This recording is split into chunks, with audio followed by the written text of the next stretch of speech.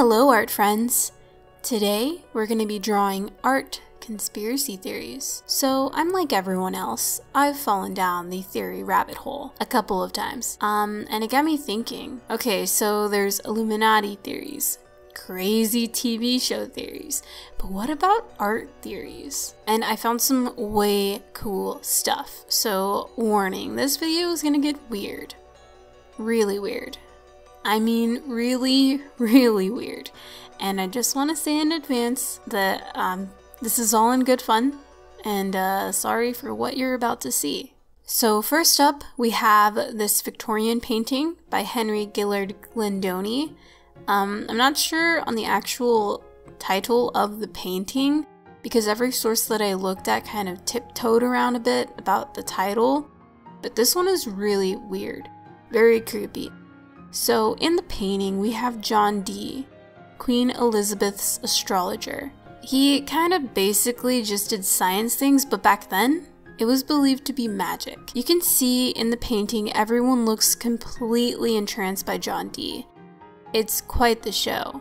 So, fun fact, paintings can actually be x-rayed, and when a painting is x-rayed, we're able to see the first sketch or draft underneath the finished painting. And so when art historians did that to this painting, you can see that John Dee is surrounded by a ring of skulls. It's pretty creepy, especially since the painting was altered to cover up the skulls after they were painted. I really like this art conspiracy theory. It's kind of, there's a normal explanation. Experts actually think that the painting with the skulls was later changed, but only to make it more sellable, because nobody really wanted to buy it like that. And I can see why, it's pretty creepy. But I don't know, I kind of think it could have gone either way, honestly. So I drew John Dee as a demon of sorts. I drew this ring of skulls around him, and I kept the same checkered floor from the original painting just to bring in the original painting a little bit. Because I didn't draw the crowd around him, I just felt like it was gonna get too busy when I really wanted to focus on the ring of skulls, because that is creepy, am I right?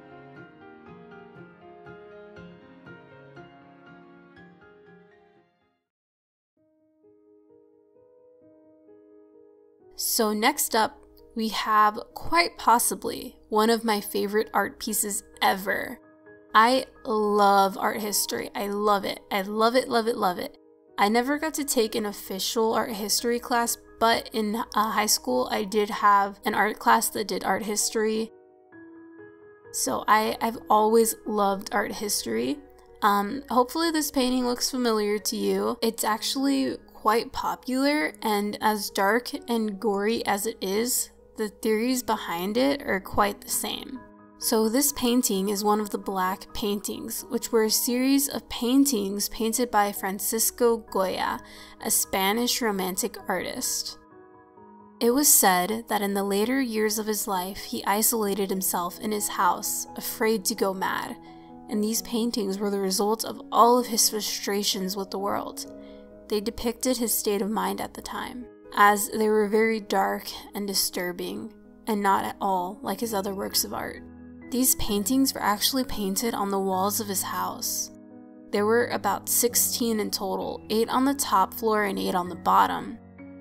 They were huge paintings, very hard to miss, and this is important information for later on in the story. Anyways, a half a century after Goya's death, the paintings were hacked off of the walls and transferred onto canvas. The weird part about this theory is that no one, not a single person, ever mentioned seeing the paintings while Goya was alive.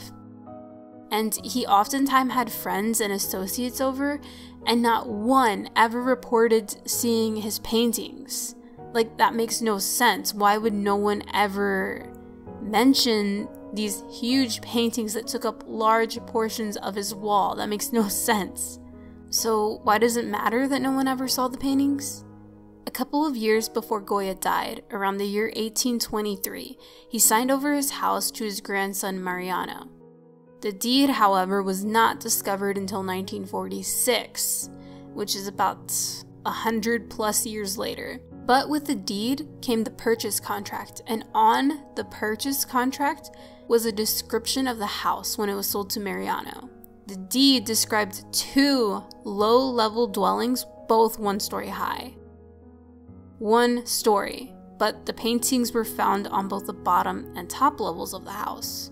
So how could Goya have painted his infamous black paintings on a story that never existed while he was alive? It's definitely a weird theory, and also kind of sad because the black paintings were some of Goya's most popular paintings. But this brings up a couple of questions. Who and why? Why would someone pretend that these fake paintings were Goya's? At first, all signs pointed to Goya's son, Javier. But why pass his own works off as his father's? What would he gain? Enter Mariano, Javier's son and Goya's grandson.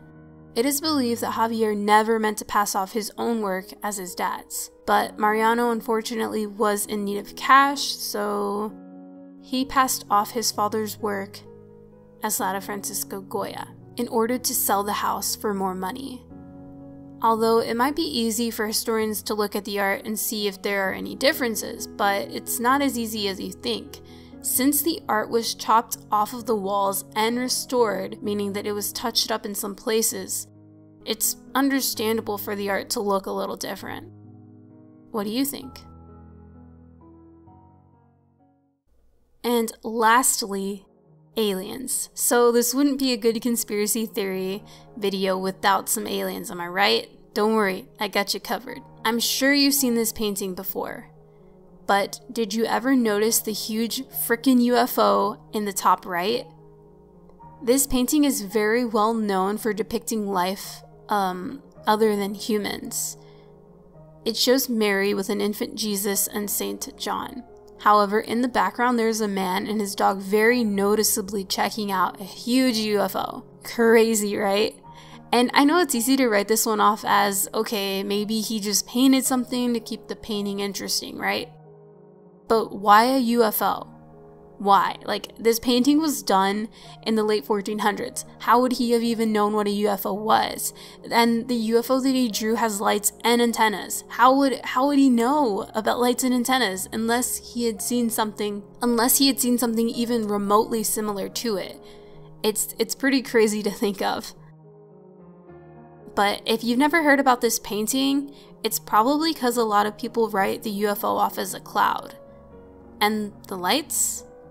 Well, that's because many paintings of this era depict illuminated clouds as a sign of shining a divine light. Honestly, I could do a whole video on aliens and artwork, and I totally will if you guys want to.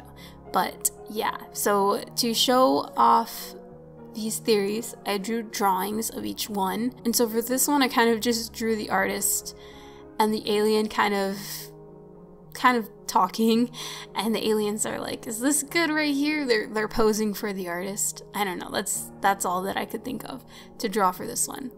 But I really hoped you guys liked hearing these conspiracy theories, and if you know a couple more, then mention them down below, because I might make this into a little mini series, because conspiracy theories are so interesting to me, and I really like drawing creepy art, and conspiracy theories are creepy.